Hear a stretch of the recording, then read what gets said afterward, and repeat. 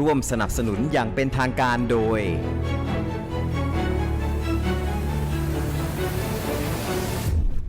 สวัสดีครับผมวารินทร์ สัจเดลต้อนรับคุณผู้ชมเข้าสู่รายการ APEC Exclusive ครับรายการที่จะพาคุณผู้ชมไปทำความรู้จักกับ 21 เขตเศรษฐกิจของ APEC สัปดาห์นี้เราจะไปทำความรู้จักกับเขตไหนบ้างไปชมกันเลยครับมาเลเซียเป็นเขตเศรษฐกิจในกลุ่ม APEC ที่ตั้งอยู่ในภูมิภาคเอเชียตะวันออกเฉียงใต้เมืองหลวงตั้งอยู่ที่กรุงกัวลาลัมเปอร์ขณะที่ปุตราจายาเป็นที่ตั้งของรัฐบาลกลางเขตเศรษฐกิจนี้มีประชากรกว่า30ล้านคนหลากหลายชาติพันธุ์และวัฒนธรรมแต่ส่วนใหญ่มีเชื้อสายมาลายูเขตเศรษฐกิจมาเลเซียเคยมุ่งเป็นประเทศที่มีรายได้สูงในปีพ.ศ. 2563 ด้วยนโยบาย Vision 2020 และมีแผนพัฒนาต่อเนื่อง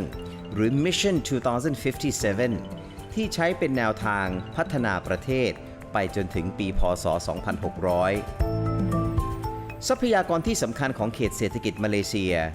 ได้แก่น้ำมันปาล์มยางพาราธรรมชาติน้ำมันดิบและก๊าซธรรมชาติส่วนอุตสาหกรรมหลักนั้นได้แก่การเงินอิสลามน้ำมันและก๊าซธรรมชาติเทคโนโลยีสารสนเทศและการสื่อสารบริการด้านสุขภาพการศึกษาอุตสาหกรรมฮาลาลและการท่องเที่ยว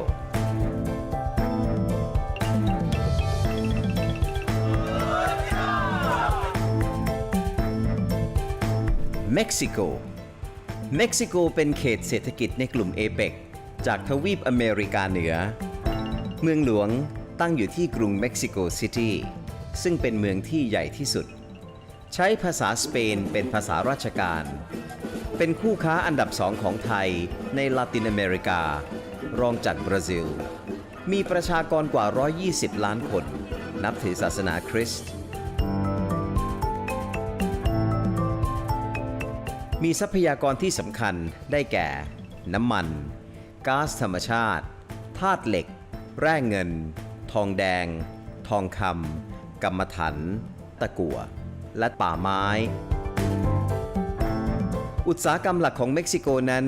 เช่นอาหารแปรรูปเคมีภัณฑ์เหล็กกล้า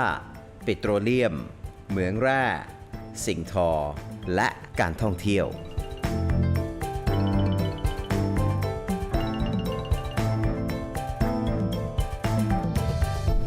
ช่วงหน้า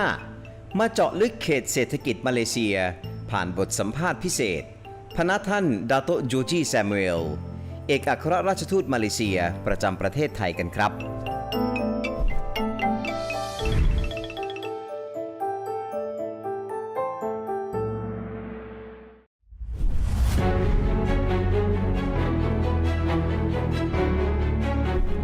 สำหรับช่วงนี้ครับเราจะมาทำความรู้จักกับมาเลเซียหนึ่งใน21เขตเศรษฐกิจของ APEC และเป็นเจ้าภาพการจัดการประชุม APEC ไปเมื่อปีค.ศ. 2020 ครับ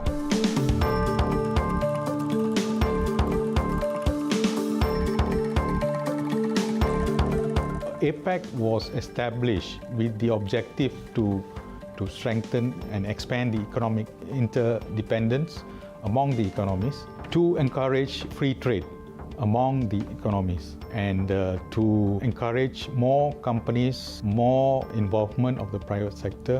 in the development of the economies of the 21 countries. It is very much relevant because if you look at the size of population of Malaysia, we are only 32 million. But our dependency on trade is very much solely dependent on the foreign trade as part of our GDP growth, as well as for the development of the country and also for the well-being of the people. So the interdependence of the economies is so much of importance to Malaysia. เขตเศรษฐกิจมาเลเซียเป็นคู่ค้าที่สำคัญของเขตเศรษฐกิจไทยมูลค่าการค้าระหว่าง2เศรษฐกิจเพิ่มขึ้นถึง23%ในปีค.ศ. 2020 ไทยเป็นคู่ค้าและตลาดส่งออกที่ใหญ่อันดับ6และเป็นตลาดนำเข้าที่ใหญ่อันดับที่8ของมาเลเซีย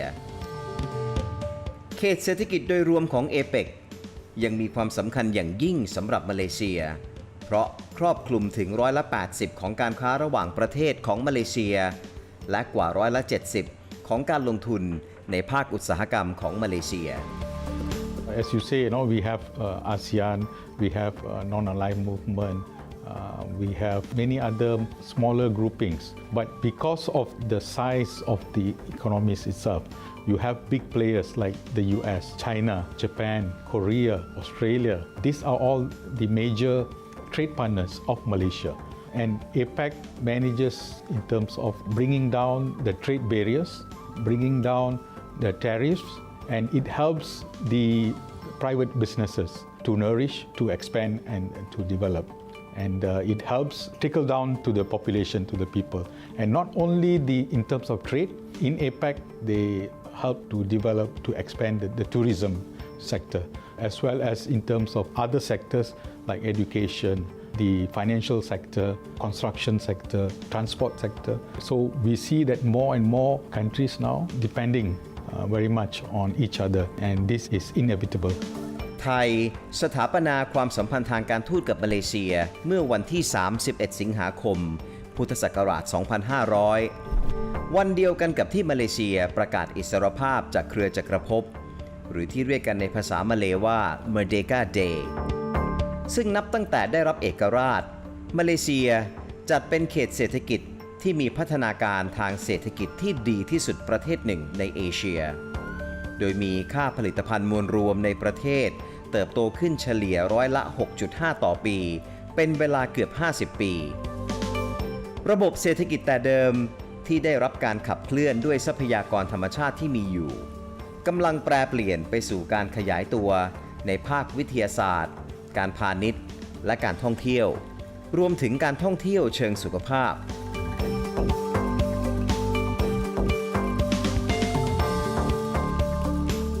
ทุกวันนี้มาเลเซียจัดเป็นเขตเศรษฐกิจอุตสาหกรรมใหม่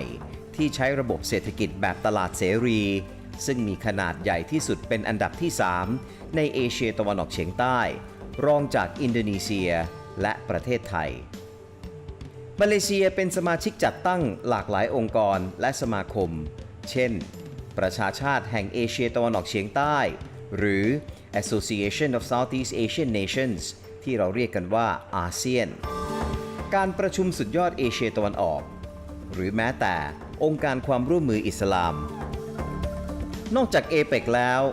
มาเลเซียยังเป็นสมาชิกของเครือจักรภพแห่งชาติและขบวนการไม่ฝักใฝ่ฝ่ายใดไทยและมาเลเซียนอกจากจะเป็นสมาชิกของอาเซียนแล้วนะครับทั้ง2เขตเศรษฐกิจนี้ยังได้ประโยชน์มหาศาลจากกรอบความร่วมมือ APEC ครับWhat we must understand is that because prior to the APEC, we had the ASEAN Free Trade Agreement AFTA in a region of 10 ASEAN countries, 650 million population. So that helped in terms of the opening up of economy, opening up of the people traveling, opening up of the borders. But APEC, it helps in terms of opening up new sectors of economy. Now we look at how people are doing businesses easily across the borders without any problems because of APEC. And because of bilateral agreements that we have within APEC, it helps to bring about greater freedom for people to move across the borders, reducing the non-trade barriers, non-trade measures, reducing the tariffs, and goods are easily moved between the two countries. We have the agreement set in APEC itself in terms of how goods are exchanged, how goods are traded. That helps in terms of the economy to be more vibrant, to be more resilient. It also helped during the COVID pandemic where, even though our borders are closed, but we still opened up for the trading in goods. So that helped a lot in terms of sustaining the economy of the country. เขตเศรษฐกิจมาเลเซียเคยเป็นเจ้าภาพจัดการประชุม APEC มาแล้วถึง 2 ครั้งเมื่อปีคศ 1998 และล่าสุดเมื่อปีคศ 2020 ซึ่งครั้งที่ 2 นี้ถือเป็นการจัดประชุมผู้นำในรูปแบบ Virtual เป็นครั้งแรกเพราะข้อจำกัดในการเดินทางเนื่องจากการระบาดของโรคโควิดซึ่งนับเป็นบทพิสูจน์ความพร้อมและศักยภาพของมาเลเซียทางด้านเทคโนโลยีสารสนเทศ และความพร้อมของบุคลากรที่มีทักษะและมีการศึกษาสามารถสื่อสารเป็นภาษาอังกฤษได้เป็นอย่างดี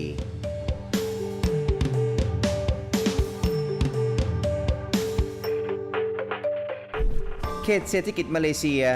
จัดเป็นเขตเศรษฐกิจเอเปกที่มีความหลากหลายทางชาติพันธุ์มากที่สุดเขตหนึ่งไม่ว่าจะเป็นมาเลจีนอินเดียชนพื้นเมืองและผู้อพยพย้ายถิ่นฐานกลุ่มใหม่ๆที่ทำให้มาเลเซียชูเป็นจุดแข็งในการเป็นเขตเศรษฐกิจที่ให้ความเคารพความหลากหลายและความแตกต่างและสามารถอยู่ร่วมกันได้อย่างมีเอกภาพสะท้อนได้จากอาหารมาเลที่มีความหลากหลายรวมถึงการมีวันหยุดประจำปีของผู้คนในทุกๆวัฒนธรรมและความเชื่อ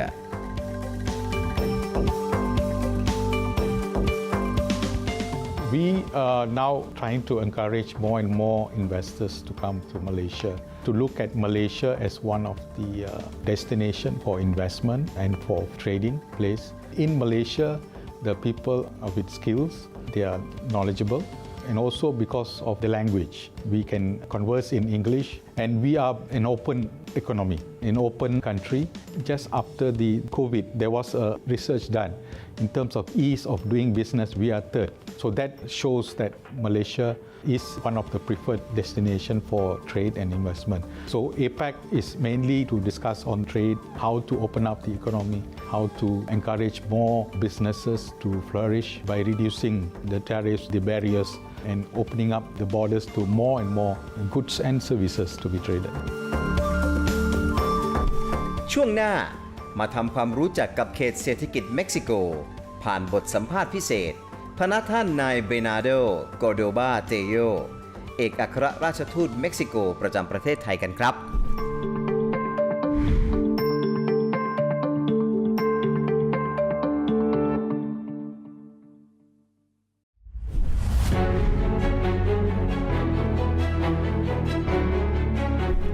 และในช่วงนี้เราจะมาทำความรู้จักกับเขตเศรษฐกิจหนึ่งในเอเปกนะครับซึ่งมีขนาดใหญ่อันดับที่ 15 ในโลกครับนั่นก็คือเขตเศรษฐกิจเม็กซิโกครับ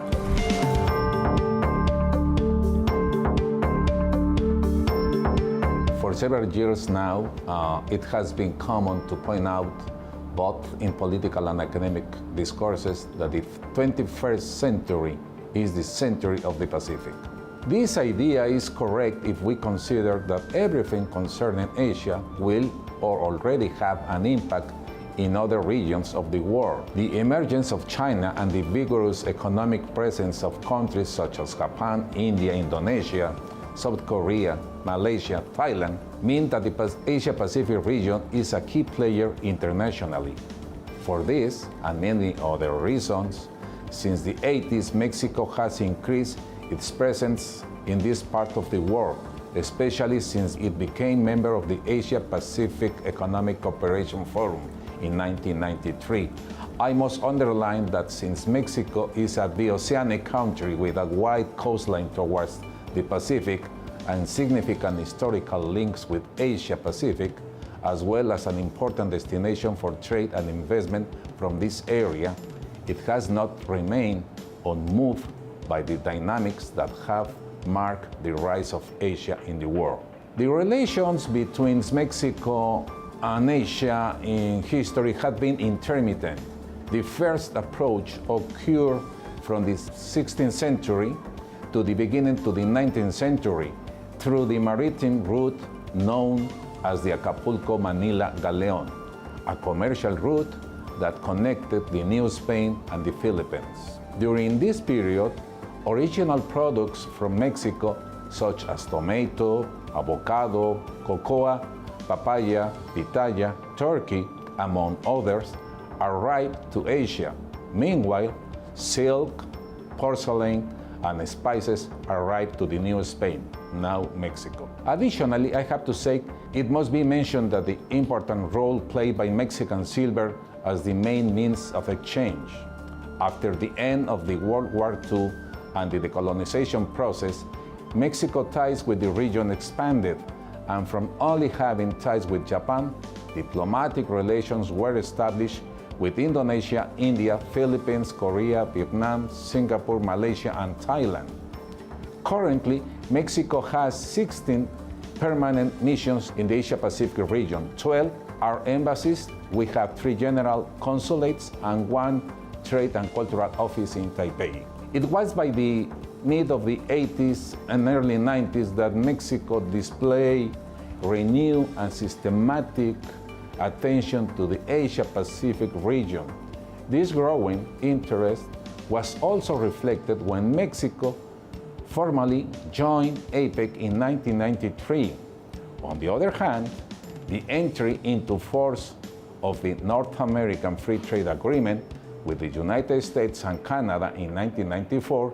attracted the attention of the leaders of the Asian countries whose economies were highly concentrated in the U.S. market.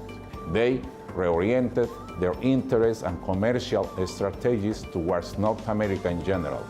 Ever since 20 years ago, it was established a pattern of foreign direct investment where several Asian firms established their export platforms to the United States from the maquilas in Mexico. Mexico's relations with this region have experienced a quantitative and qualitative leap. This boom has produced positive resonances in our ties, and the relation between Asia Pacific and Mexico is more solid than ever, and everything points out that it will be broader and stronger in the future.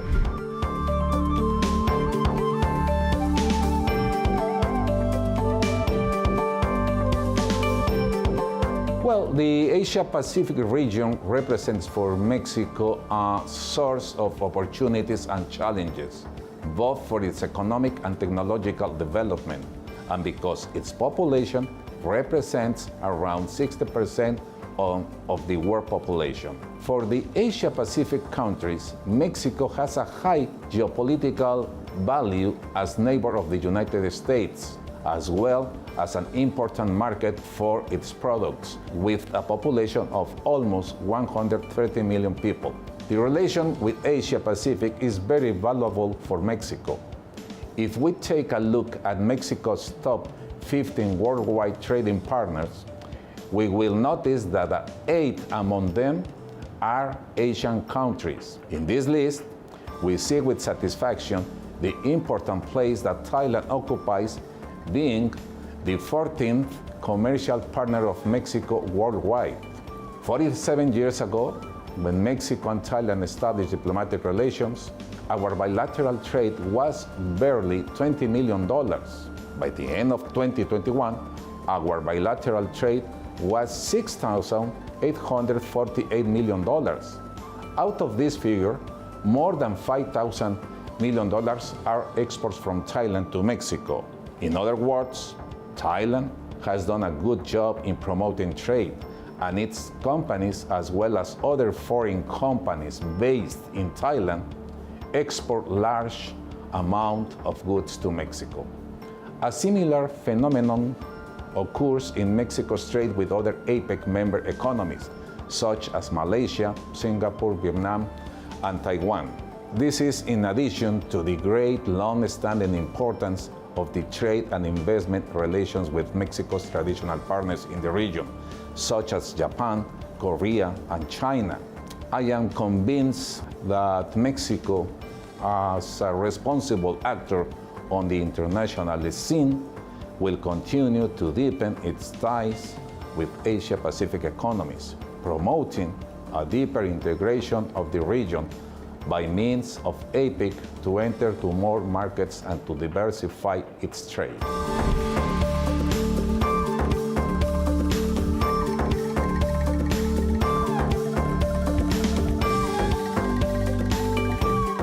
But I'll say that as a diplomat, I have had the opportunity to live in 8 different countries. And obviously, I try to learn from a country far beyond its problems and what the international press says about it. For this reason, it always makes me happy when I hear Thai people saying that Mexico is a great country with a remarkable wealth and history and culture. This is true. Mexico is not only has a 1,000-year-old culture, it's the cradle of great civilizations that were enriched by the fusion of European blood, creating a mestizo country that has created many remarkable women and men in the fields of culture, music, arts, academia, and sports. Mexico is also the 15th economy in the world. With a dynamic and modern society, we have a very modern and open economy also. Nevertheless, it is also strongly rooted in its culture, history, and traditions. Mexico has a great people that, like Thai people, work hard but also know how to smile despite their problems. For this reason, I believe that both countries should work more to know each other better, promoting a greater exchange between the universities and the research institutions, and further promoting our historical sites, our beaches, and our delectable cuisines. Kapun Kap. น่าสนใจทีเดียวนะครับทั้งเขตเศรษฐกิจมาเลเซียและเม็กซิโกและนี่คือทั้งหมดของ APEC Exclusive ในสัปดาห์นี้พบกันใหม่สัปดาห์หน้าผมวารินทร์ สัจเดลลาไปก่อนสวัสดีครับร่วมสนับสนุนอย่างเป็นทางการโดย